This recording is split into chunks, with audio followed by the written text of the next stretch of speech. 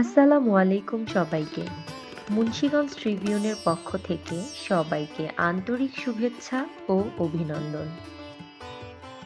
বিক্রমপুর মানেই প্রাচীন বাংলার হাজারো ইতিহাস ও ঐতিহ্য। তেমনই এক প্রাচীন নিদর্শন মুন্সিগঞ্জ জেলার শ্রীনগর উপজেলা কেওটখালী গ্রামে রয়েছে রায়কিশোরী দেবীর স্মৃতিস্তম্ভ। স্মৃতিস্তম্ভটি ১৫ই আষাঢ় ১৩৪৩ সালে প্রতিষ্ঠিত করা হয়। ১৫ই বৈশাখ ১৩৪২ সালে তিনি কাশীপ্রাপ্তি লাভ করেন এবং এই স্থানে তাকে দাহ করা হয়। পরবর্তীতে ১৫ই আষাঢ় ১৩৪৩ সালে এই স্মৃতিস্তম্ভটি স্থাপন করা হয়। প্রায় ৮৯ বছর পূর্বে প্রতিষ্ঠিত হয়েছিল স্মৃতিস্তম্ভটি।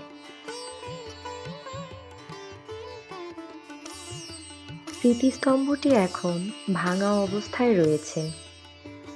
বিক্রমপুরে রয়েছে এমন হাজারো জানা অজানা ইতিহাস, যেগুলো জানতে হলে অবশ্যই আমাদের পেজটিকে ফলো দিয়ে রাখতে হবে। আজ এই পর্যন্তই। সবাই ভালো থাকবেন, সুস্থ থাকবেন। আল্লাহ হাফেজ।